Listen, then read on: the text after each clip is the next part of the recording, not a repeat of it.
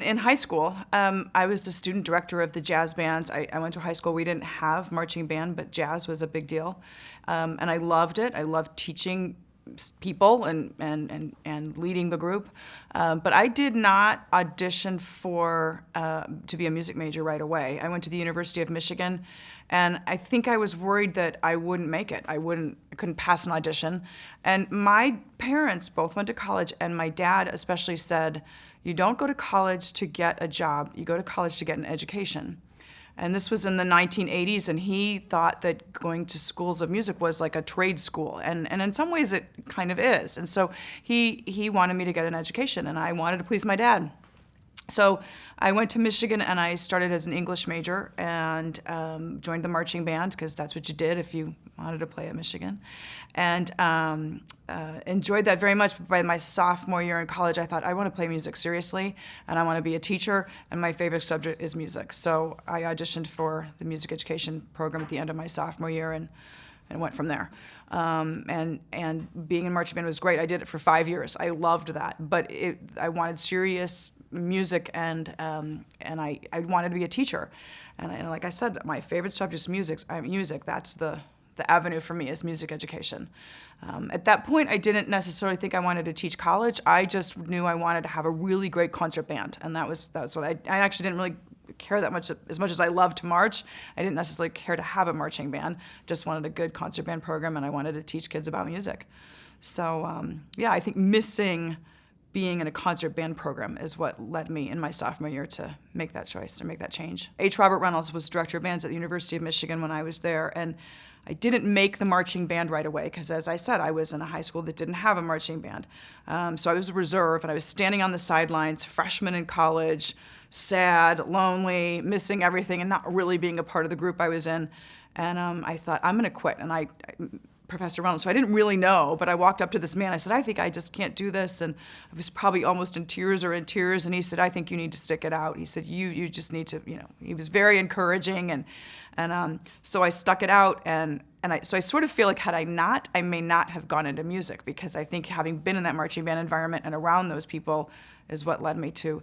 And then as a director of bands, he was so amazing and inspirational. So I owe a big debt of gratitude to him.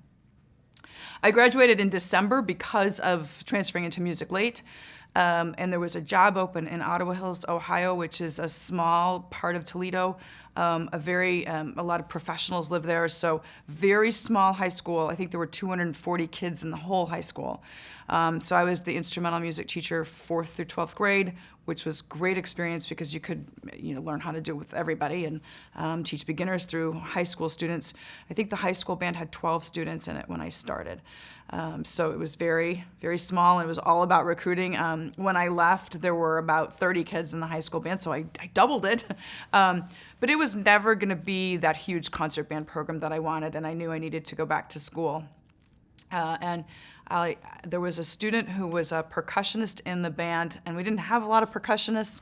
And one day he said, it was kind of like late February, early March, he told me he couldn't be in band the next semester because he wanted to sing in choir, and the choir was huge. It was a wonderful choral program, and I remember being really frustrated, and I went in the closet of the school, because that's where you had the phone and you could talk to someone, and I called Northwestern. I said, I need to audition for your master's program. They had an audition in Detroit the next week. I'd been keeping up my trumpet playing a little bit, and I went up there and took the audition.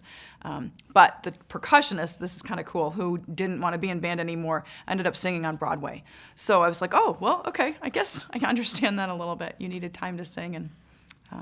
But anyway, so I went to Northwestern, so after 2.5 years of teaching, to get a master's degree in trumpet performance and music education.